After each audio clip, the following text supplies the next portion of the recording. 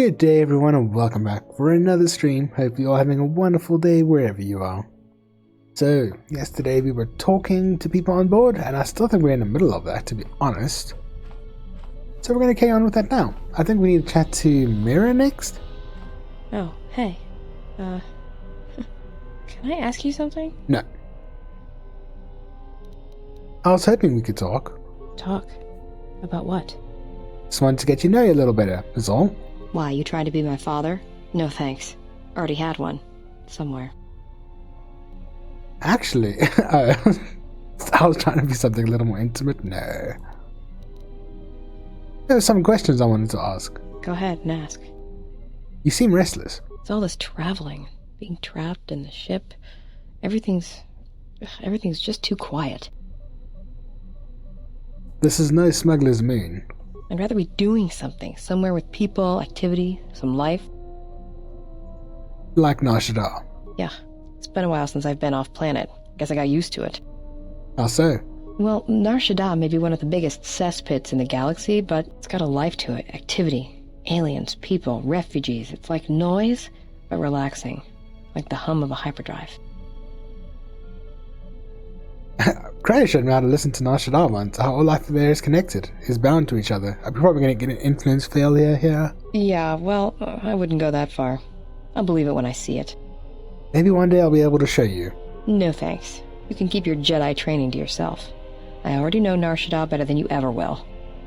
I had some questions. Shoot. You seem restless. No smuggler's moon. Were you raised on Nar Shaddaa? Look, before we get into a game of Guess the Pazak card, pull back on the throttle. I don't know you that well to start sharing our life stories. Aw, come on.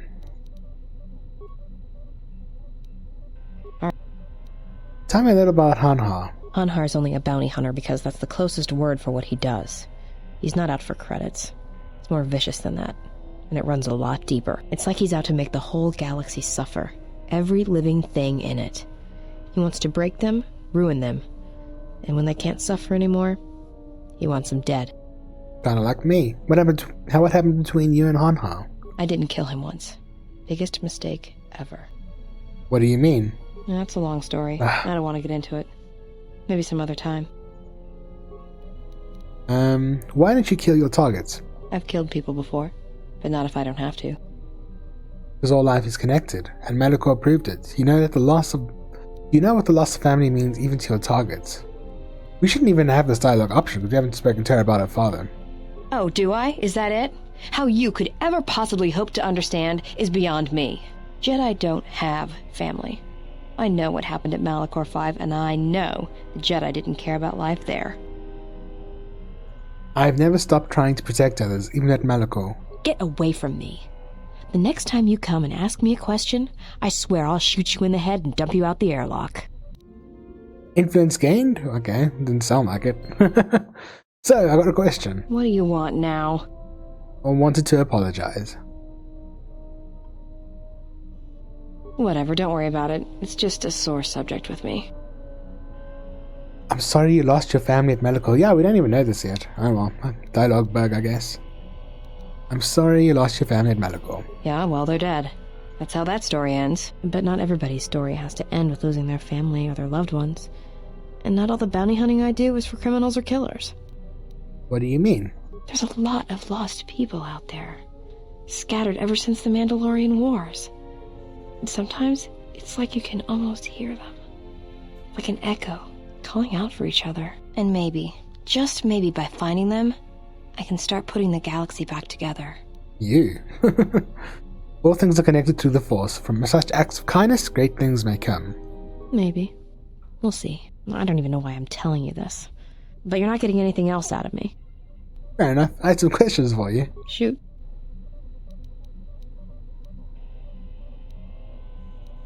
Where did you get that rocket launcher? Made it. It's custom for me, which is a good thing, because I wouldn't want anyone using it against me. I can show you how to make rockets, though, if you'd like. All it requires is a good skill with demolitions. Oof. With Mary in a party, you can make rockets at workbenches, provided your demolition skill is high enough. Anything else you wanted to know? Alright. I was hoping we could talk. Talk? About what? Talk about your bad attitude. Just wanted to get you to know a little better, is all. Why, you trying to be my father? No thanks. Already had one. Somewhere. Come on, I can't be that bad. Give me a chance. Are you sure you're a Jedi? That exile of yours must have gone on longer than I thought. Look, you're way too old for me. Even if I were interested, you couldn't handle me anyway. I mean, you're really good in a fight, and you've got those intense eyes. And it's obvious you take care of your body, but I really don't have the luxury of getting attached to you. Besides, you already have your little entourage. I don't want to be a part of the pack, you know? That's true. What are you talking about? Look, if we start sharing a bunk, the other girls would get upset, and then I'd have to kick the hell out of them to show them who's the pack leader around here. No thanks. You're sweet, old guy. But let's keep it professional. I mean, I just wanted to be friends, but oh well. Fine, didn't think you'd run away from a challenge. I mean, why not, right? Run away? You're the one who couldn't handle me. I'd kill you. There's some questions I wanted to ask. Go ahead, now. Seem restless. Let's try this game. Because we got influence gained, so. It's all this traveling. I'd rather be doing something. Were you raised? What happened between other questions like Nar Shaddaa? Yeah. Is that possible? Well, Nar Shaddaa may be one of the biggest cesspits in the galaxy, but it's got a life to. Yeah. It's an interesting way of putting it. It's true. Yeah? Didn't think I'd hear a Jedi ever refer to Nar Shaddaa like that. Life has a certain energy about it, especially on Nar Shaddaa. Maybe if we don't bring up the Force stuff, she won't go crazy. Yeah, right. Save the philosophy for some Padawan. I'm trying to make you a Padawan. Jeez, and you'll be lucky if you do. Yeah, well... Okay. Shoot. Let's actually stop. Talk. Oops, nothing. Yes, influence gained. Awesome. Let's try again. Yeah, something wrong. Have you got grenades? Grenades? I didn't think Jedi used grenades.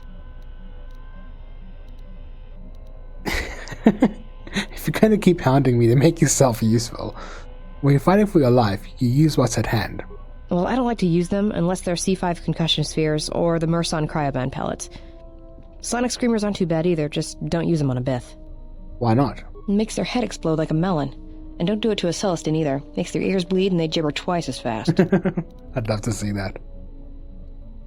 I'll keep that in mind. Can I get some from you? Alright. Keep your robes on. Here you go. Alright. Okay. So what happened between you and Han Han? I didn't kill him once. What do you mean? Do you really want to hear this? Yes, there we go. I'd like to know what happened. Well, Han Han and me go way back, in the worst possible way. He's from some forest planet on the Outer Rim where Zerka had set up one of their slaving operations. You the name of his homeworld? Well, I do. I don't remember the name. Something with too many K's and Y's. It sounds like you're gargling Ronto spit when you say it. You know what species he is? No idea. He's just... Hanhar. I hope there aren't any more like him. I get the impression he's not a good representative of his people, though. He's the equivalent of a mad calf hound among Rontos. Some of Voga the Hutt's men said Hanhar killed his own tribe, but those two crud thugs lie every time they open their mouths, so who knows? So he was a slave? Well, not for long. Once off-planet, Hanhar escaped from the Zerka slavers, then killed them all. Why was he wearing those cuffs? I don't know. I always thought he just liked using them as weapons. It's good he broke free. Nothing deserves to be caged. Well, before you get too proud of him, Hanhar figured Zerka had the right idea. I don't think he understood the concept of slavery before, at least on the scale that Zerka practiced it. But now he did. You ever hear of Dursan 3, or the ID cluster colonies? Weren't they destroyed? Right. That's because Hanhar happened. He makes what happened to his homeworld look like an exercise in community building. He's not a bounty hunter. He's a slaver. A predator. It's like he's out to enslave or kill every human in the galaxy, like he's trying to settle some huge score or debt. I don't get it, but he's dangerous. Who did he work with? Anyone who paid credits. And sometimes he just hunted humans for sport. The ones who survived, he sold to the exchange, to the Hutts, to anyone who'd buy bodies. Living or dead. He and Voga used to do big credit transactions. That Hutt really liked the look of unwrinkled humans for some reason. Didn't make him too popular with the other Hutts, let me tell you. So how did you factor in? I was prey. And not only did I escape, but I saved his life while doing it. He's been hunting me ever since. It seems strange. I don't pretend to understand it, but among his people, they have these codes of honor. But somewhere along the line, Hanhar's got twisted. His people form these things called life debts. If you save the life of one of them, they pledge themselves to you. That doesn't sound too bad. Well, with Hanhar, he can't escape that life debt. It's bred into him. But he hates every other living thing in the galaxy, so pledging himself to someone else, especially a human, was unbearable. So when I saved his life, it was the worst thing I could do. It was like slavery all over again. But it was in his head. It was like it pushed him over the edge. What do you mean? A life debt to Hanhar is a death sentence. He'll hunt you until you're dead. When I saved his life, it meant he had to kill me. And so he kept chasing me in hopes I would die. I think the fact I showed him mercy after hating humans for so long, that was something he couldn't stand.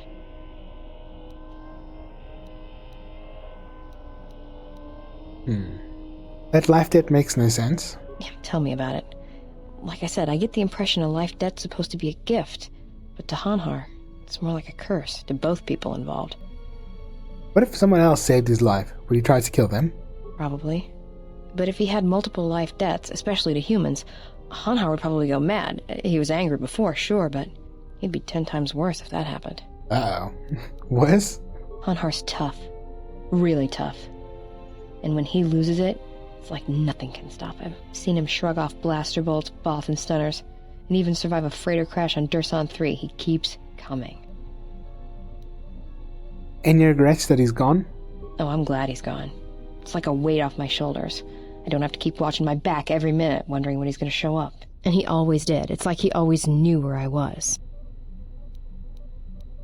Any chance he's still alive? Trust me, if he was still alive, he'd be chasing us even now, waiting to ambush us when we least expect it. And he always shows up at the worst possible time. He was one of the best bounty hunters on Nar Shaddaa. Hanhar never gives up on his prey. Or his life debts. He's a hunter. He's a natural predator. So how did you save his life? Well, as happens on Nar Shaddaa, I made someone mad. Mad enough for them to send Hanhar after me. Turns out they were even able to get him cheap. He'd heard about me and wanted to hunt me down, for sport. He didn't think I'd be much of a challenge. And you proved him wrong. Well, he tried to box me down in vents beneath the Nar Shaddaa docks, and he'd set one too many proximity mines to cover the escape routes. Why use mines? I think he'd hoped to drive me into the mines and then let them do the work. Or that I'd be too scared to try and walk through them. Thing is, I knew Hanhar's supplier, and the trigger signatures for the mines. It was pretty easy to broadcast a signal to blind their sensor receptors for a minute or two. I figured that would buy me enough time to move through them and get away. Sending out a jamming signal for proximity mines isn't a simple trick. No, it isn't. I spent most of my childhood hauling mines and munitions. I got to know my way around them. If I hadn't, I wouldn't be here right now. So what happened with Hanhar in the mines? Like I said, I disarmed the trigger fuses for enough of the mines to get by, temporarily. And Hanhar was pretty fast on my trail. I just made it to safety when he hit the first one. The blast leveled the entire ventilation section, and Hanhar was caught right in the middle, and he survived. Barely. Really? He was crawling around, blinded from the flash and the plasma burns. And it happened so fast.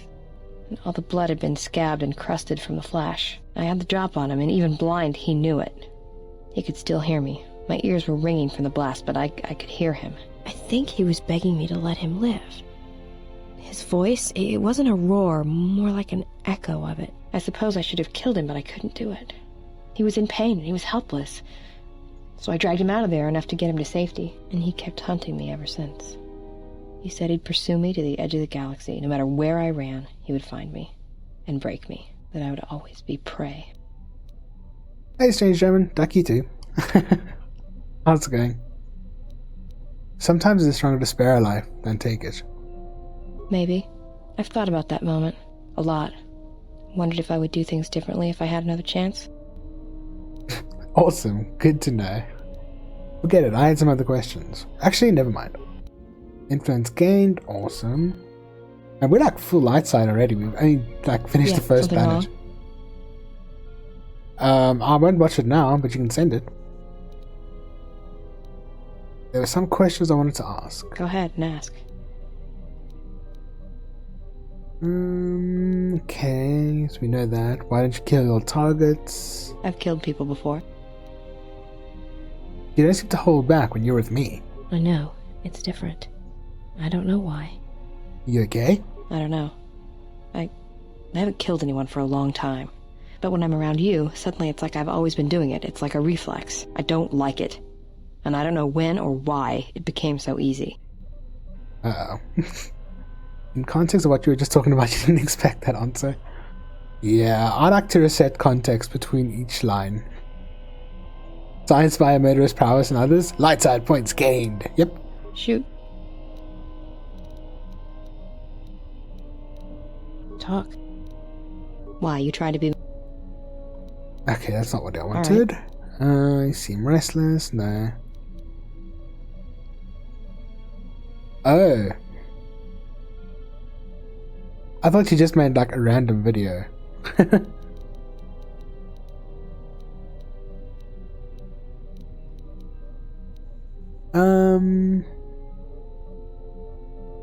Were you raised on Ashadar? Yeah, more or less.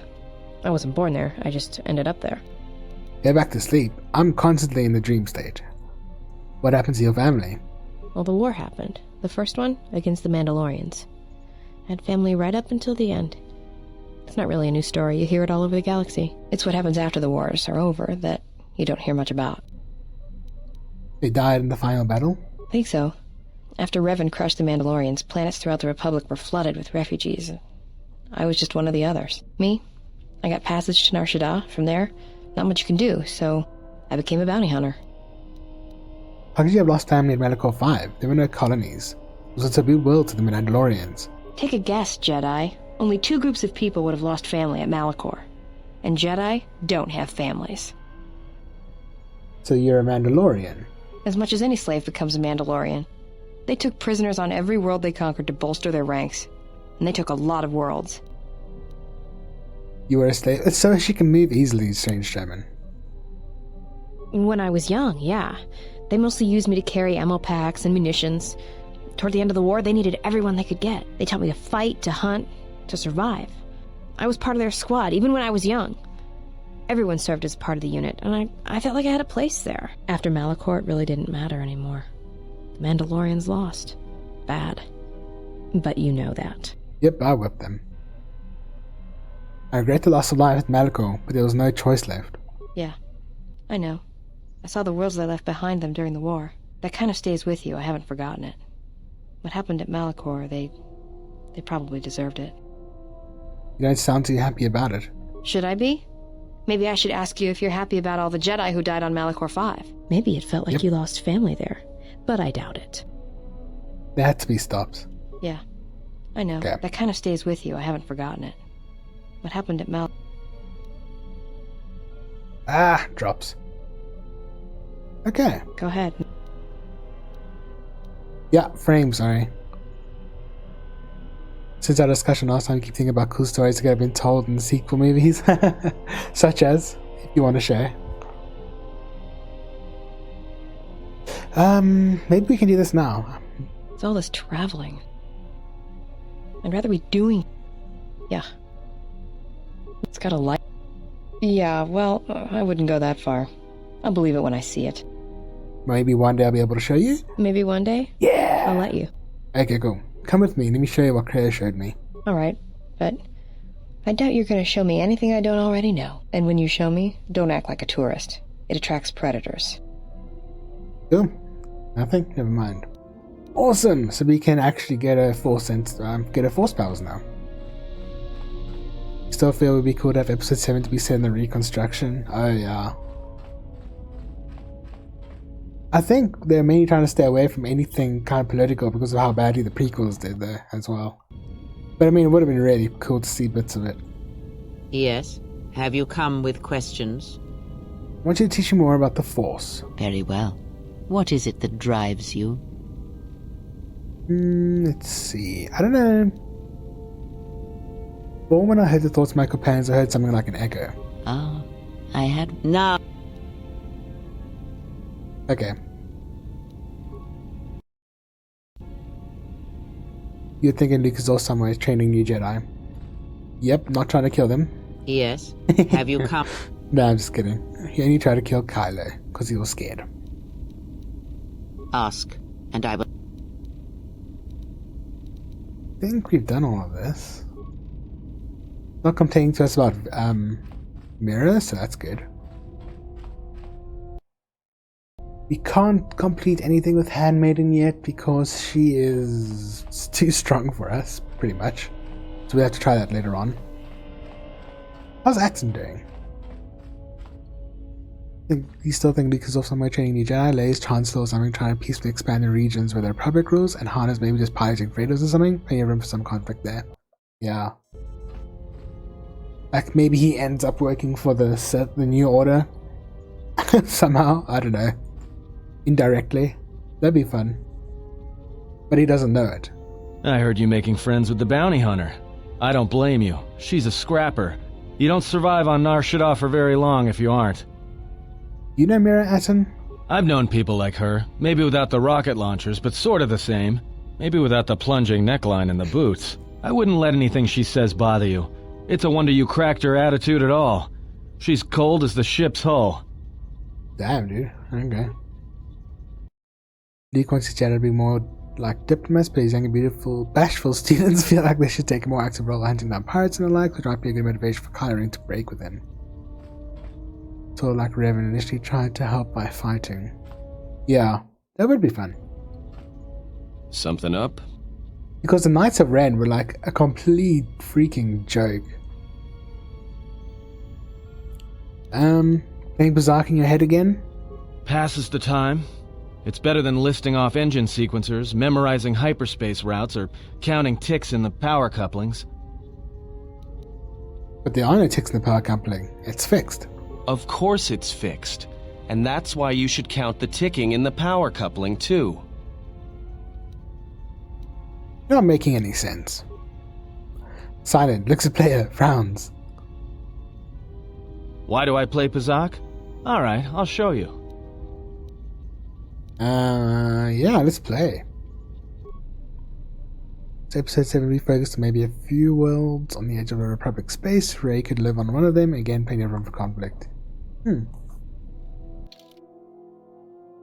Okay, Pazak. Oh yeah.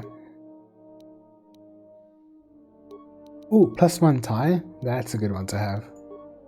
Oh, it's a +-. Damn, that's pretty powerful.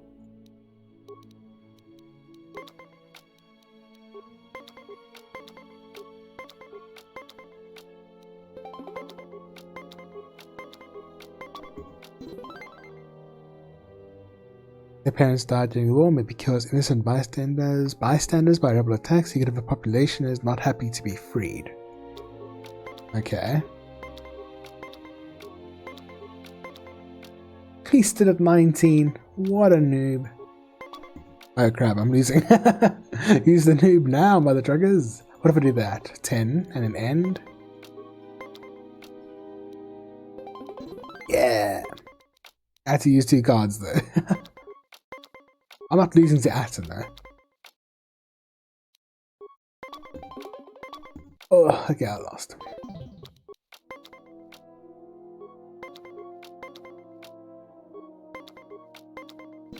Yeah.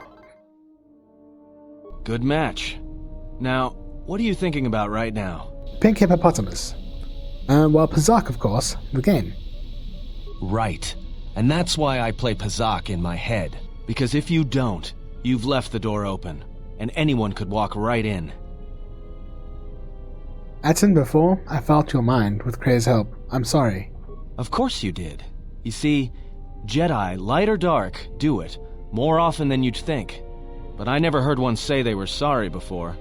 That's a new house rule. Play Pazak to shield your thoughts? No, I play Pazak in my head. But while I'm doing that, it's a lot harder for someone to walk in. Can you teach me to shield my thoughts? No. I can only teach you to play Pazak.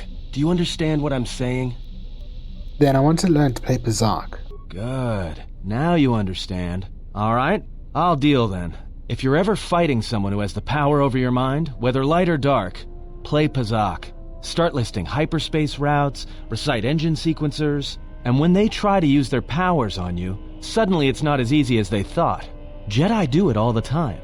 And when they walk in the dark places of your mind, they'll use it to hold you by the throat. Angelos wants you to play Pizark in your head as a way of resisting mental domination. They've gained a permanent +1 to your willpower saves. Oh, it's so nice. It's so nice that, like, you don't only learn the backstory of your companions, but you also gain bonuses while doing it. It's really cool. Things were stable during the Empire reign, and now pirates and bandits have gained power. While the Republic doesn't have the resource to police law, so these worlds don't want the Republic.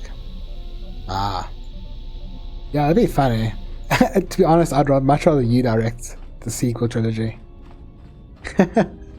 Probably would have been pretty good. But in episode 7 we're still thinking that the issues are basically local. Yeah. So we should retrain Mira now. Oh, we haven't spoken to Bayador. Let's do that. Yes, General? In 7-7 we're still thinking that the issues are basically local, and Ray's convinced by Finn, who deserted from the Empire before the end, that the Republic is actually a good idea. Yeah, Finn's backstory was actually really good when he left the First Order. It was actually something I really liked as well. So they band together and take out the local warlord, allowing the Republic to move in properly. I can't say anything to... What? Do you have any shields I could use? Sorry, General. Something else. That's weird.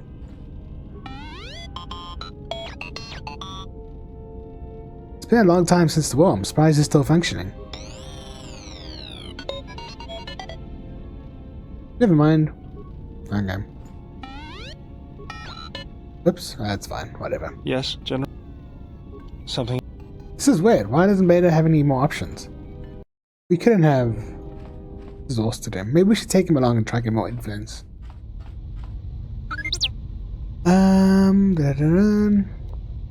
Mind if I try working on you one last time? I keep feeling like there's something I'm missing. Alright then, be still. Calm yourself. I've gained +1 wisdom and recovered part of my connection to the Force, learning a moving meditation to calm the mind. Yeah, I'm fine. I feel calm, collected. If T3 is wounded and you are both not in combat, speak to him to meditate and recover some of your Force points. Oh, that's cool. Except I'm never going to bring him along. No, I'm fine, really. Let me ask, is just a little detached. I'll talk to you later. Do that. Well, we got a lot of XP for that. Okay, I don't think we can repair him anymore. The problem is we established that Finn doesn't want to kill because he was essentially forced to become a soldier as a child, so surely he would have trouble killing other stormtroopers who were also taken as children and indoctrinated.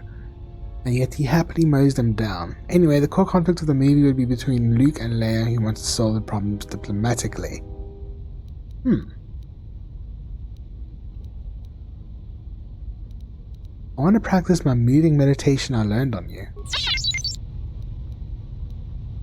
I'll wait until we're damaged then and try and fix you. Okay. So the only person we haven't spoken to now is Visas, because we're not going to bother. Cool, I think we can actually move to Duxon. Let's go. Cockpit. Yep, let's go. So I spent like what, 2 or 3 hours in the ship talking to people? I love it.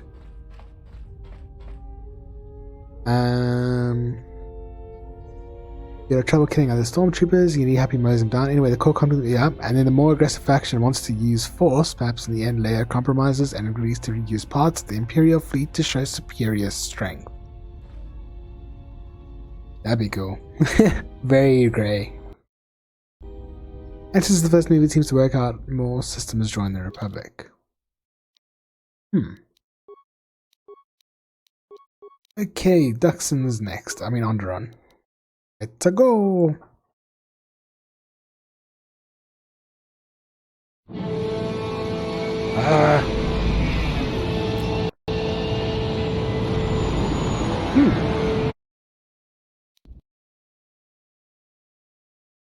Let's see if we can get that working.